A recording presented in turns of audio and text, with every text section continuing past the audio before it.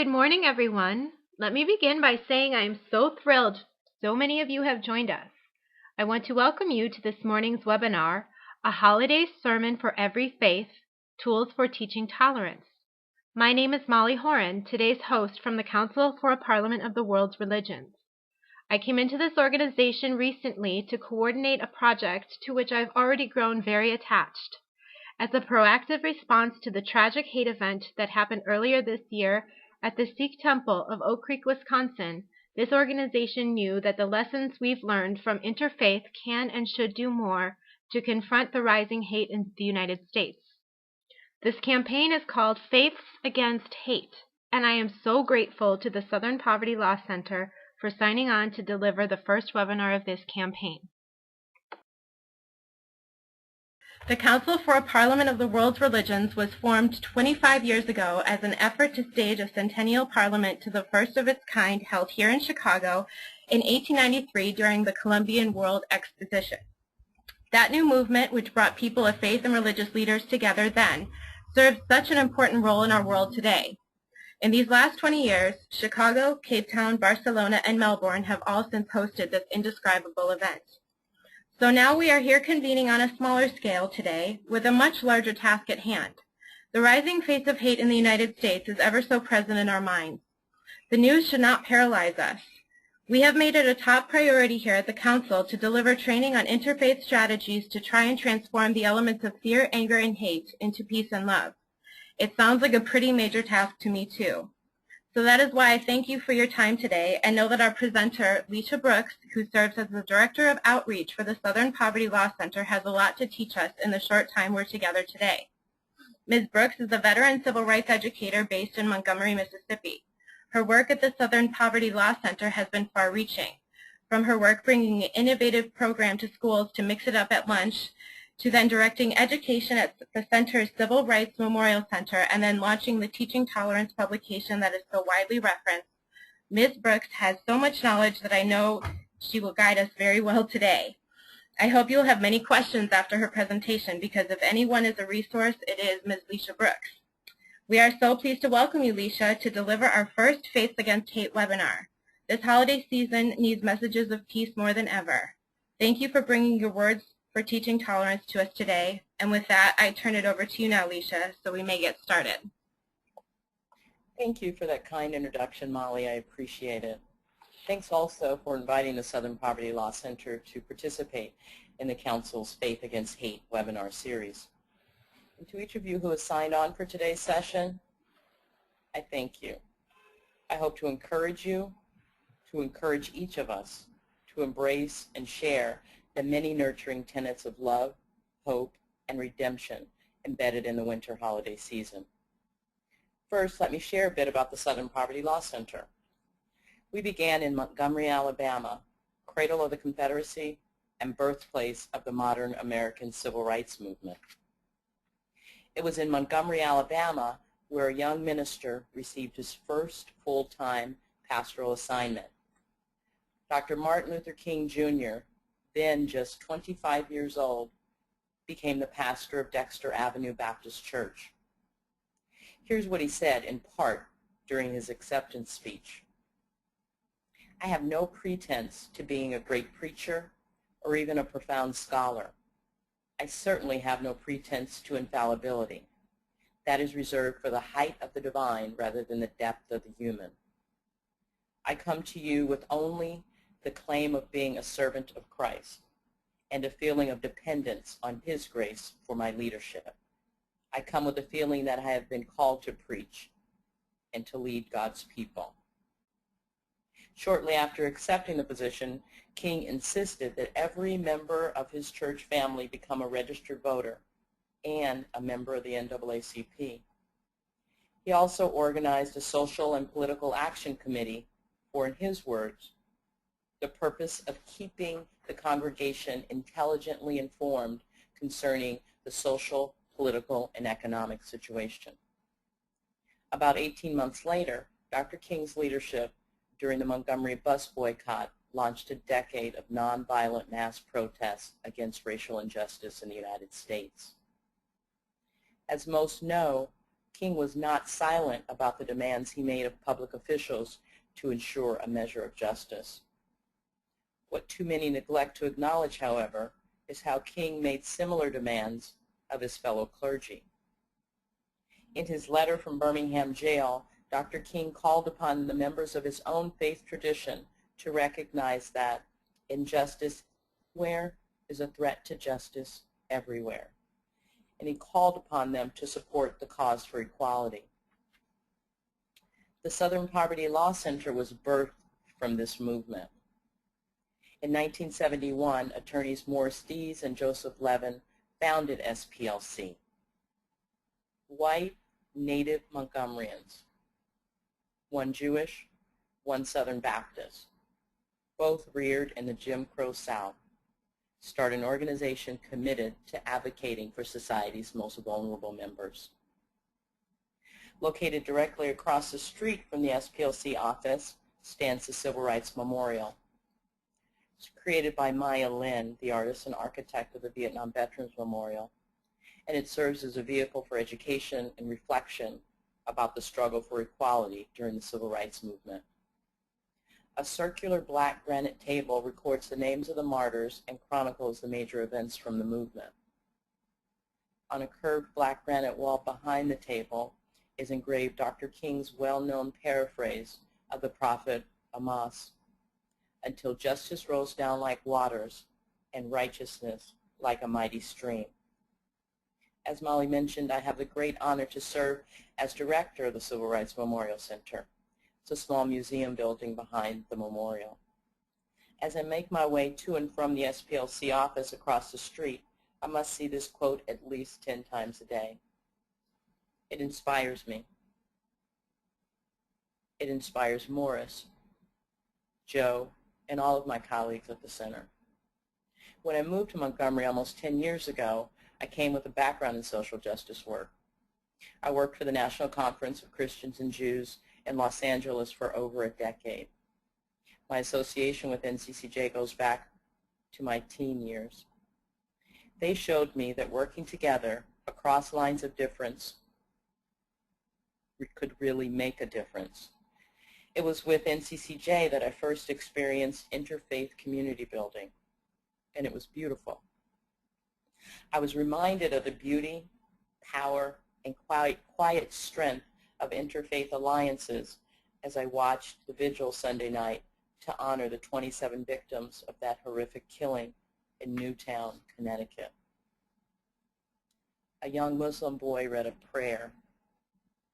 A rabbi sang a song of mourning. A Japanese-American Methodist minister offered the words of comfort through prayer. I can honestly feel the love emanating from each speaker.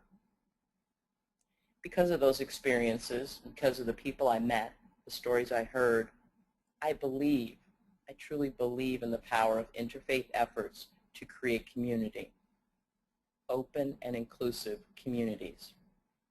But it does require work. SPLC has been engaged in social justice work for over 40 years. Naturally, some of that work has involved issues of religious tolerance. And sometimes what may look like intolerance is really promoting tolerance. To many, SPLC's case against Supreme Court Chief Justice Roy Moore, it looked like religious intolerance. But in 1971, Chief Justice Moore installed a 5,200-pound sculpture of the Ten Commandments within the rotunda of the Alabama Judicial Building. In so doing, it was ruled that Moore, quote, created a religious sanctuary within the walls of a courthouse, unquote. He had crossed the constitutional line that separates church and state. More recently, immediately after learning of the shooting deaths of 6 people at the Guara, Wisconsin Sikh temple, SPLC was able to identify the shooter and his connections to neo-Nazis and the white power movement. We also gave testimony to a committee of the U.S. Senate on domestic terrorism and the increase in attacks on members of the Sikh community.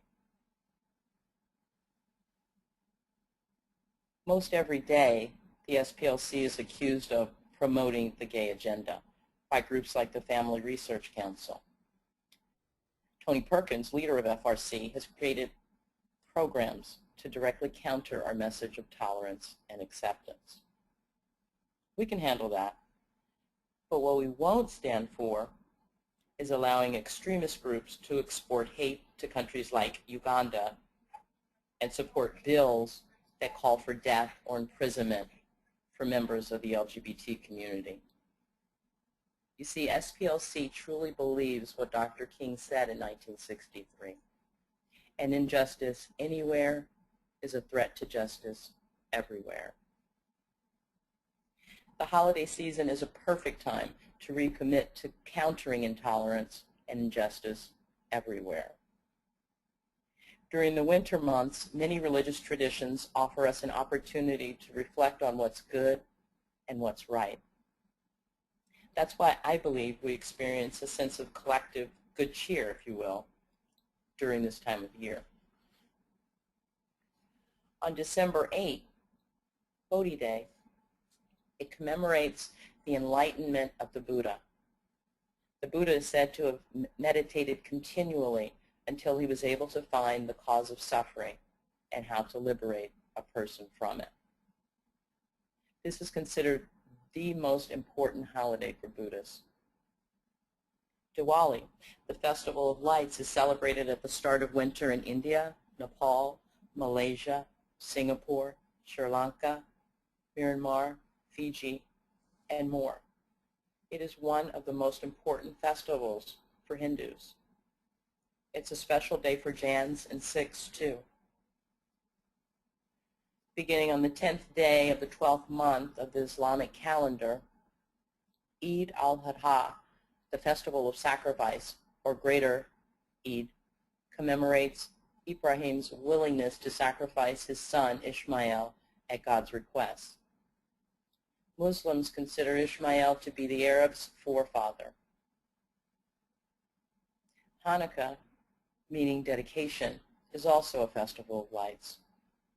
The Jewish people celebrate the revolution against suppression and assimilation of the Jewish religion.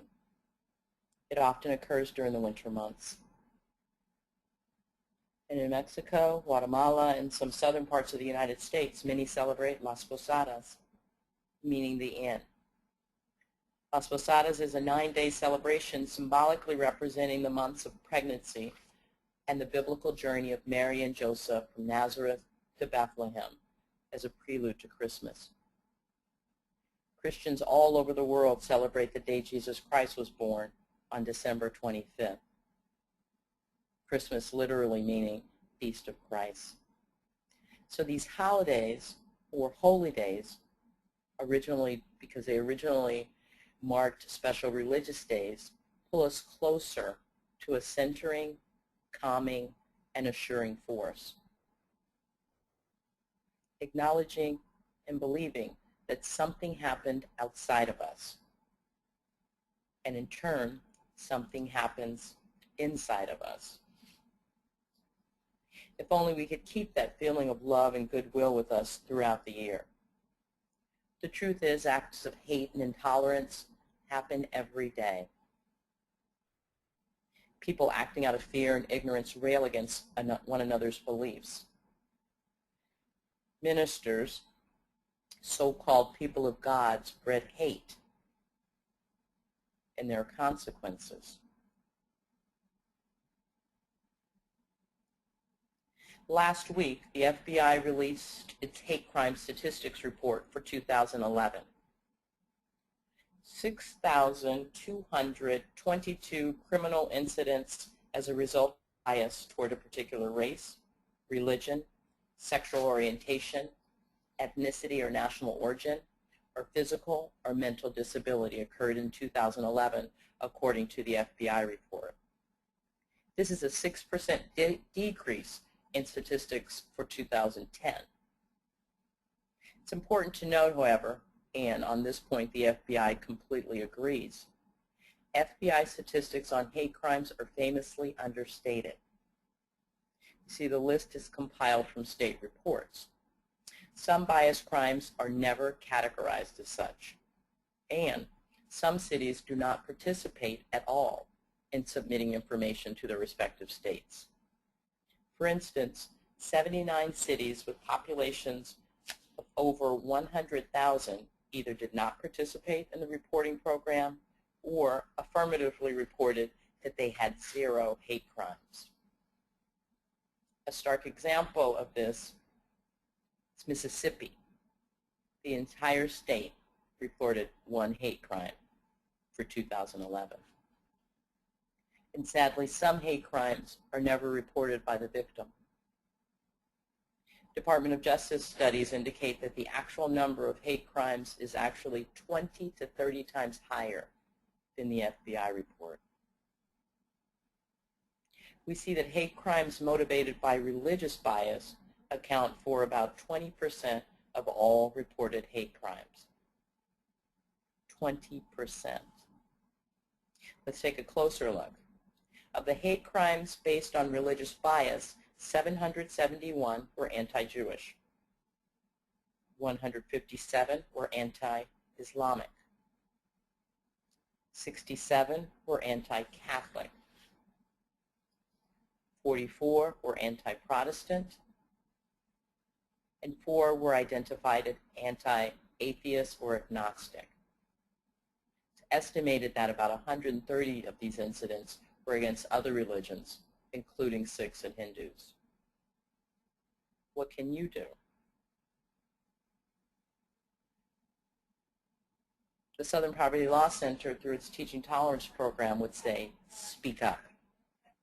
Speak up about bigotry and intolerance. Name it when you see it. Speak up. And not just when you or those within your faith tradition are attacked.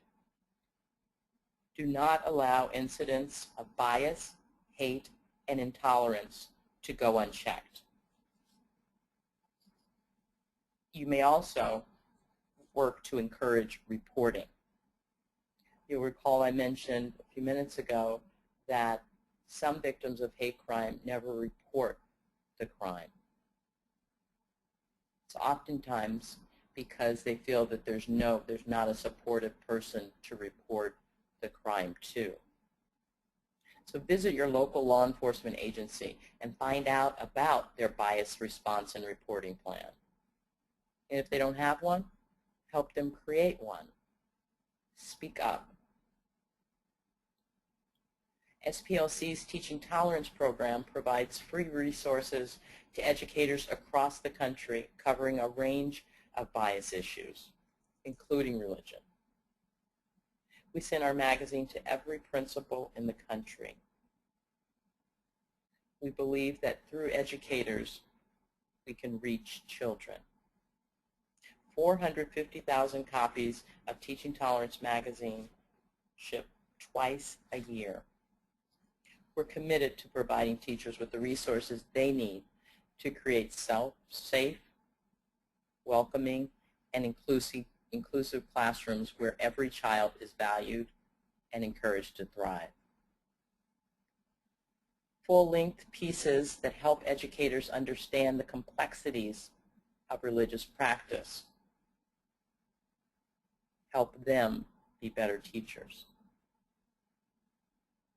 More importantly, they offer real insight into the bias and the pain that students often experience when they feel misunderstood and rejected. We've also created an online community that shares information, encouraging educators to share lessons learned and best practices with one another. Our website loads new programs ideas regularly. Our blog speaks to the contemporary issues teachers need to know about. We also have close to 70,000 Facebook fans and a vibrant following on Twitter. You'll find a treasure trove of activities and lessons to help teachers educate K-12 students about world religions. Facts. Facts that will help them recognize similarities across faith traditions. These lessons are also easily adaptable for lay practitioners. And all teaching tolerance resources are free, easily downloadable, and we encourage their use. You'll also find a great trove of professional development articles and activities for educators and parents alike. Teaching Tolerance published a book to help parents talk to their children from early grades through high school about prejudice and acceptance. Our booklet, Beyond the Golden Rule, helps parents broach sensitive and controversial topics with their children at every age. See, we know that children are not born with biases. It is a learned behavior. At NCCJ, we used to say, no one is born a bigot. And it's true. So Beyond the Golden Rule invites parents to interrogate their own biases, ones that they may be unconsciously passing along to their children.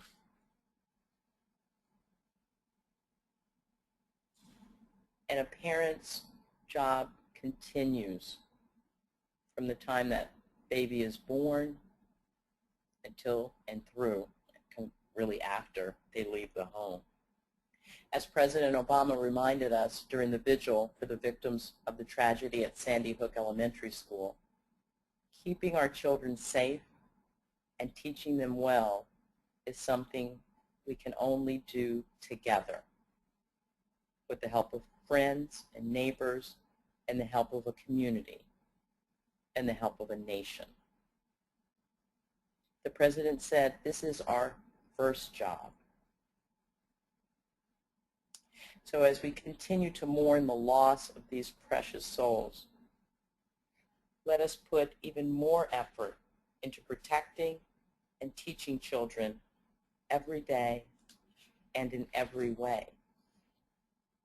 Protect them from the pain of rejection and isolation.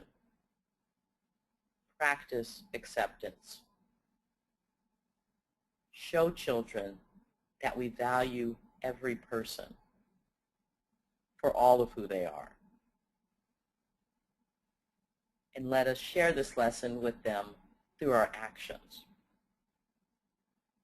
For our actions will remind them that we are committed to creating a world that accepts them, loves them, celebrates them for exactly who they are.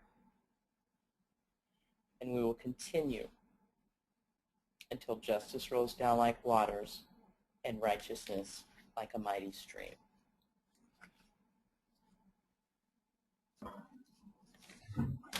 Thank you so much, Lecia. We want to say thank you. We are going to open up to questions right now. I know some of those lessons of teaching tolerance are going to be spread very far and wide, even further among some of our attendees who I know are very grateful to learn that these resources are actually free. I'm going to start by asking you a question. Do you often get engagement from people who read Teaching Tolerance magazine to ask questions to apply some of the lessons at the holiday season? Oh yes, especially during the holiday season, because some people believe, some teachers, lots of us believe that, we have a misunderstanding rather of the separation of church and state, and so some think that teachers can't and shouldn't talk about religion in the classroom, when in fact you can. You have to kind of talk about all of the religions. It's what you need to steer clear of is promoting one religion over the other. But talking about kind of religion and noting similarities and differences and pointing out kind of facts and information about religion and religious traditions is perfectly safe to do and encouraged. So we get questions about that all the time. Because teachers, they want their students to feel welcome. And in the United States, we have a long tradition of practicing Christian-based winter holidays sometimes without a lot of thought about the students in our classroom that don't come from that faith tradition. Do you think it's important for children to be exposed to other faith traditions? Do you think it can build interfaith alliances among children at that time in order to expose them to, like, not the beliefs, but more so just the celebrations that go along in their lives at this time of year? Oh, certainly. And, children, they're just wonderful. Kind of, they just get so excited to learn about kind of new ways of doing things and new ways of being. And they're just like, oh my gosh, this is what you guys do, and this is how you celebrate, and they want to celebrate too. Children love to kind of share what's important with them, with their friends, and they in turn kind of build some excitement for the parents. Kids are just pretty amazing. They don't have kind of all of the background and kind of like the biases that adults have. They are happy when their friends are happy, and they're sharing information with them. So that's one really leading the way in that regard. And I truly believe that when kids, same can be said kind of like as far as racial integration, but through integrated spaces, integrated classrooms, where kind of religion and faith traditions you're encouraged to share your religion and your faith tradition. Just imagine how much richer a child's life will be when they grow into adulthood and have some fluency about kind of world religions. I want to ask, when you said that people should speak up, that religious leaders and people in the faith community should speak up about events of hate that they might notice. You mentioned that if they go to their local law enforcement and they don't see that they have any programming for dealing with bias-motivated crime, you said that they should help develop a program. Do you have resources at the Southern Poverty Law Center to help faith communities do exactly that? Well, our intelligence report, which comes out of the Intelligence Project, the group that tracks and monitors hate groups at the Southern Poverty Law Center, you saw a copy of the magazine cover. Those magazines are also free, and they will give you the information you need to take to your law enforcement agency to show them that, yes, hate crimes do exist, and I'm really concerned about them. We also offer free training for law enforcement agencies. So if someone were to go to their local police agency and talk to the folks there and find that they don't know much or anything at all about hate or bias crimes, they can offer up the Southern Poverty Law Center as a free resource. We offer free training to law enforcement agencies on this. And are happy to send them resources and information. So it would be more about folks that are listening in sharing the resources of the Southern Poverty Law Center with their local law enforcement agencies. Now, each agency should have some kind of community liaison that an individual can request to meet with. And most agencies do have a bias response team, they often call it. And they're happy to meet with community members. And in fact, in communities where the demographics are such that they're religious minorities in the community, the law enforcement agencies really need people from those minority faith traditions to work with them to help them to understand what the issues are, and in turn help them keep the community safe. So it's a true partnership. It's not it's something that we can do kind of when we're talking about community building. It's not only working kind of interfaith collaborations, but working with all constituent groups in the community. And it's a matter of kind of helping educate one another about kind of who we are, who the community is. That's great. I am noticing that we're getting a lot of questions. A lot of people have raised their hand, so I'm going to go ahead and see if some of our attendees want to participate in this conversation. I'm going to start with Janan Hashim, who is actually a board member working closely with this campaign against hate, and she has a question. I'm going to see if Janan, are you available? I've unmuted you. You muted me. Yeah, I'm available. Okay. How about we hear your question? Well, first, thank you very much, Lecia, for taking the time to be with us and to share your thoughts and experience. I just have a really simple question about efforts being taken to train teachers to be aware of maybe their own prejudices and biases they might have, and to prevent that from coming into the classroom. Are any efforts being taken to that effect to help them so that they're more open-minded than perhaps they would otherwise be? Yes, yes. Some years ago, Teaching Tolerance posted a tool that allows teachers to kind of work on their own privately and honestly, kind of do a self-survey, if you will, to help them identify their own biases. And then maybe 3 years ago, we developed this professional development set of tools that would help educators unpack their own bias, kind of look at who they were, and to do that as a cadre, as a kind of as a faculty. The faculty and staff would do the self-assessment, kind of uncovering their own biases and prejudices, and we have resources that will help them assess the school climate around kind of acceptance and tolerance, and then the next step would be kind of tools and resources that will help them create safe and welcoming communities. So yes, we're very much aware of that. Teachers are not immune to bias and prejudice. None of us are.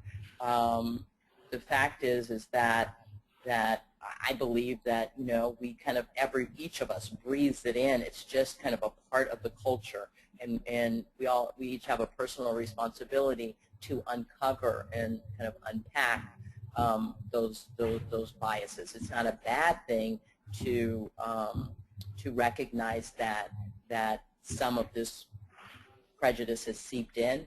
Our responsibility is in kind of one, identifying it, acknowledging it, and kind of moving beyond it. Okay, Lecia, we have more questions. I'm going to go ahead and ask Mary Krause. Are you with us, Mary? Yes, I am. Awesome. Okay, why don't you ask Lecia your question? Okay, my question would be, how would you recommend members of a faith community approach their spiritual leader, whether it be a priest, rabbi, minister, etc., to start a teaching tolerance discussion or educational program within their faith community? Well, I hope that happens, Mary. I would suggest that kind of you and the group of people get some teaching tolerance resources, maybe an article, a lesson, activity or two, kind of work with it amongst yourself as a group, and then determine what value you got out of using teaching tolerance resources, and then be prepared to share that with your faith leader. Be prepared to share how you think it might help the congregation, how it might help the larger community. So it's a matter of kind of doing the work yourself first. I would definitely recommend that folks go with some support. A couple of people that believe in the same things that you do and support your whatever initiative that you're trying to create, and approach your faith leader in the spirit of love and support, and armed with the resources, and of course reminding them that it's all free. Okay, thank you. I appreciate it. I like the idea of doing the work first and seeing what we would get out of it, that approach. It's a great approach. Thank you. You're welcome. Oh. I like the amount of questions I'm seeing. I'm very happy about the participation. I'm going to ask Sharon Davis. Are you with us? Sharon? We do have a question from Sharon. Maybe I'll come back to her if we can get a better connection. And now I'm going to go to Taranjeet Butalia. I see that you have a question. Taranjeet, are you with us? Yes, I am. Can you hear me? Yes, we can hear you, Taranjeet. Welcome. Thank you. I want to begin by expressing my appreciation to the Southern Poverty Law Center for offering this wonderful tool in collaboration with the Parliament that I think needs to be disseminated more. My own religious community, the Sikh community, is very appreciative of the efforts that the Center has done in response to the Oak Creek massacre. And the particular question has to do with tracking of hate crimes against Sikhs as a separate category, which is currently lacking. I would like to know what efforts the Law Center is involved with about this particular issue. Well, thank you, Mr. Italia, for being a part of this. As I mentioned during my talk, the testimony that we gave to the Senate committee soon after the massacre was in support of efforts by the Sikh community and others to create a separate category that would track hate crimes and hate incidents that attacked Sikh members. So we're in complete support of that, and we submitted written testimony to that effect. Our most recent issue of the intelligence report that just came out a couple of weeks ago has a couple of feature pieces that really speak to and make the case for why it's important to track attacks against that community separately. So we're in complete support with other advocacy organizations, and we'll do all we can to work our contacts to kind of make sure that happens. And we'll continue to kind of publicize and talk about specific attacks against members of the Sikh community. I think that's important to do that, just to kind of continue to name it, name hate crimes in a more specific way. And at the Civil Rights Memorial Center, when we opened in 2005, we have a section that looks at contemporary hate and intolerance. And there's a plaque to Mr. Sodi, who was killed, I'm sure you recall, 4 days after September 11th in Mesa, Arizona. So we've long been committed to making sure that people know that members of the Sikh community are being attacked. Thank you. Thank you, Taranjeet, and thank you, Lecia. That work is so important, and I know how appreciative so many of our friends have been to the work the Southern Poverty Law Center has done, just building on what Taranjeet was saying. I want to move to Christina. Molly, can I add something else? Yes, you may. We're working with there's a small Sikh community in a suburb of Atlanta, Georgia, where there's a small number of Sikh students that attend the public schools there, and they're experiencing kind of great pain around bullying and harassment that is based solely on people's ignorance and misunderstanding of the faith tradition and some of the practices therein. And so we're really doing all we can to educate the community, educate teachers and schools and school administrators about the Sikh faith and what it means to kind of be a practicing Sikh child and go to school. So it's something that we're discovering a great need, especially in the Southeast and in places where we're experiencing more demographic shifts, and it's become as communities become more culturally diverse, culturally racially ethnically diverse. We're doing all we can to address those issues. Yes, that's so pivotal when you think of children and the bullying that's been increasing, at least in the media, if not the numbers, I'm sure, support it.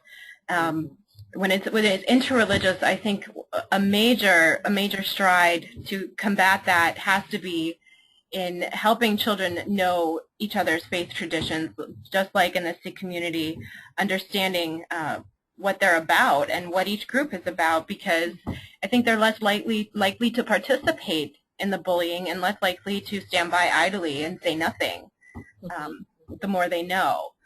Hopefully we can engage here with one of our attendees who has a question. Christina Warner. Are you with us, Christina? Christina, are you there? Christina has a question. Hopefully we can get back to her. So I'm going to move to Debbie Del Palma. Debbie, are you with us? Debbie? Yes. Hi, I'm here to direct you to Lecia to ask your question. Oh, yes, thank you. My question was about the use of the term tolerance. To me, it seems like a pejorative term, kind of from another era, implying, we can stand it, but it's not something we appreciate. I'm wondering about possibly the use of the term teaching respect instead of teaching tolerance. Or has there been any discussion Yes. about that topic? Thank you for your question.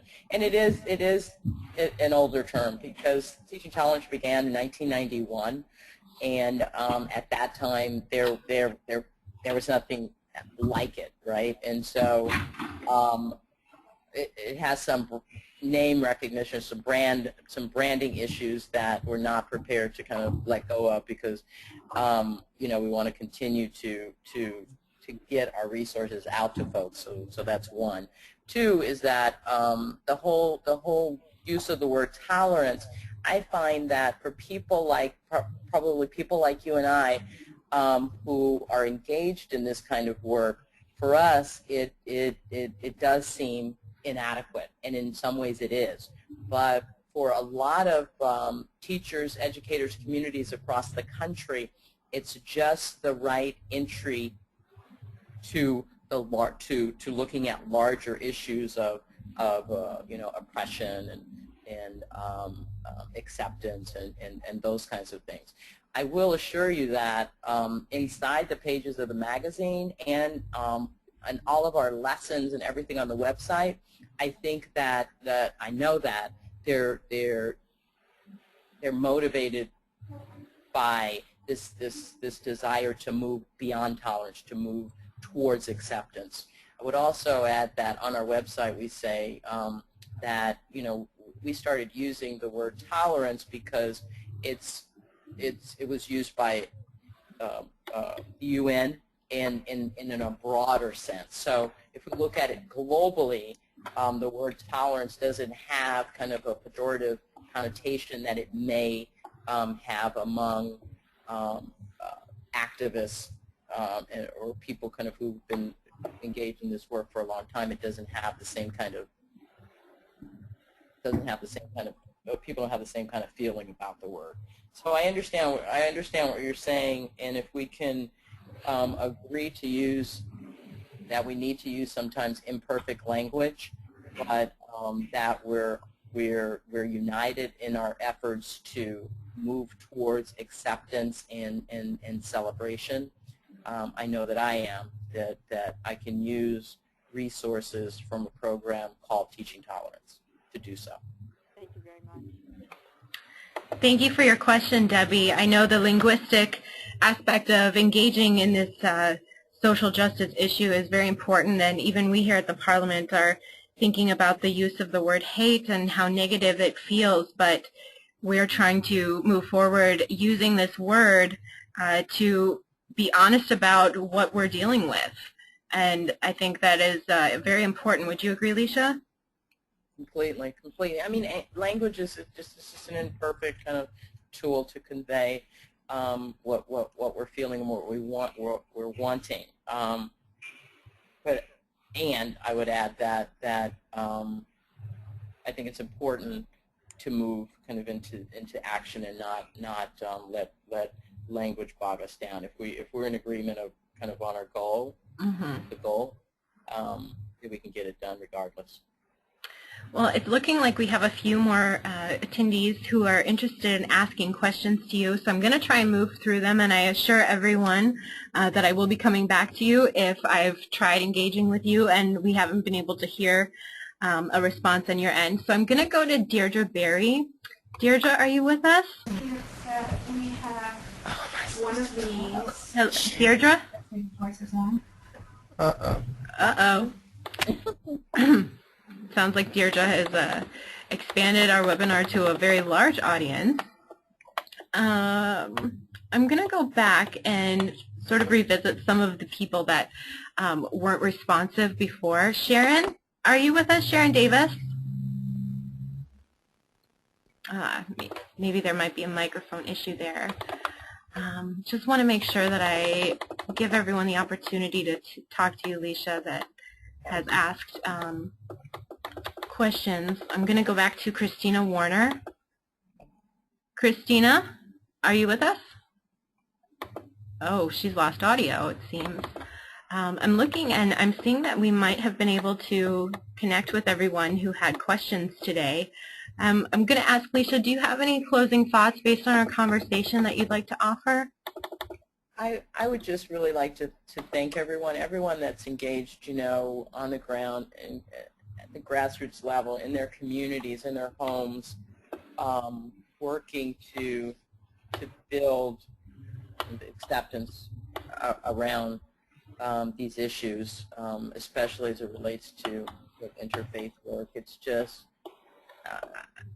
I couldn't be more thankful and grateful to you for what you're doing. I would love to see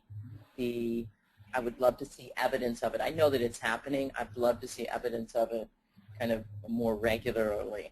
And so I would encourage folks to, through their interfaith councils or what have you, to work with media, work with their local media, and really do all they can to share the good work that they're doing, because it's important for people who are not connected to a church, a synagogue, temple, to know that these things are going on. So we've got to find ways to get the word out about that these interfaith coalitions happen regularly.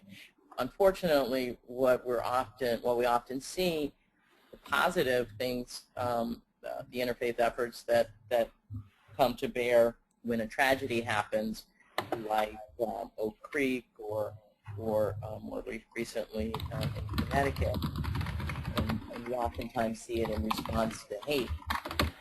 I guess I challenge us to get the stories out more regularly about the good work that you all do every day. Oh, well, thank you, Lecia. We are indeed very, very grateful to you for your time today and for your knowledge. I think it's been not only empowering, but very informative. And, oftentimes we think that our partners in different faith communities would know a lot of this stuff, but it is important, I think, to reinforce it and to constantly engage in training and becoming up to date and knowing what's going on outside the faith community, and to sort of bring people together like we have today. Southern Poverty is a secular organization. We are, in many ways, we are a faith organization, but we are non-denominational. We're inclusive to all. So the perspectives that we're going to see through these different webinar series, I think, are going to help shape and bring some of the evidence to the table that we as well hope to see. I'm excited to announce, sort of prematurely, but hopefully we'll keep our fingers crossed, that we'll be engaging with a member from the Uniform Crime Reporting Division of the FBI for our next webinar, hopefully with some respondents from certain faith communities to deal with sort of the flaws that we have discussed today in that reporting process, and really drive home really practical trainings to help empower our community to extend the reporting practice and regularize it, normalize it, because we're hearing too much of hate problems that aren't being called hate problems and are therefore not being dealt with. So I would invite everybody to participate in January. We'll be sending out an e-blast to invite everyone. I want to thank everyone for their questions. I want to thank you for being with us today. I'm very encouraged by your participation. And lastly, as we're moving into the holidays and looking at closing up our offices here for a couple of weeks, we're trying to continue our campaign against hate, and we want to encourage all of you today here to stay invested in our work. And also, if you would, please consider a year-end gift to us that we can continue to offer these web services and advance this important work. you know, the most important gift is your time and your attention and your participation. But if you can be generous at the holiday season, that would be great too. And we're looking forward to what comes next. And we also welcome input. So I want to offer my email address to you. I'm Molly at parliamentofreligions.org. If you have something to offer, any suggestions or any questions on what you think this campaign can do as we move forward over the next 12 months, please let me know. I'd be happy to talk with you personally. And again, Lecia, thanks to you and thanks to your assistant, Charles, and your IT department for helping us get this all together. And I want to wish everyone a peaceful new year and transition, and I look forward to our future conversations. I look forward to working with you again, Molly, and the Parliament. If you ever need anything, please don't hesitate to call upon the Southern Poverty Law Center and anyone kind of who signed on today too as well. You see the websites in front of you. Visit them often. Send me an email if you have additional questions, or give me a call. Okay. Great. We're gonna hang on to you for just a second. We have a few last-minute questions we've heard from people. Before we close out, we do have a few more minutes, and I'm happy to see people have rallied here. I'm going to ask Dave Chapman, are you available to speak? Have I been unmuted? You have been unmuted. We can hear you. Hallelujah. Your words to the heavens. I was just wondering, first of all, thank you so much for a wonderful webinar and a very, very nice talk.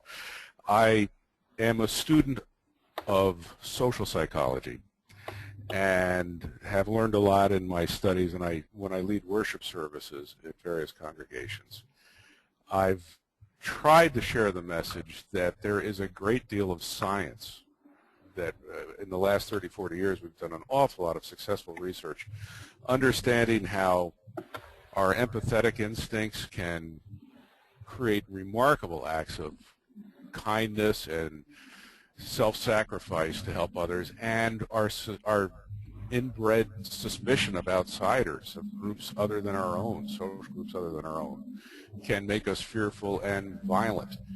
I am not familiar with, but I will become familiar with in the next week or two, the Teaching Tolerance program. Does it incorporate any of the research of the social sciences in that program? I'm talking for the adult level as opposed to the child level. Yes, there was a question earlier about are we providing any resources for educators to kind of unpack their own biases?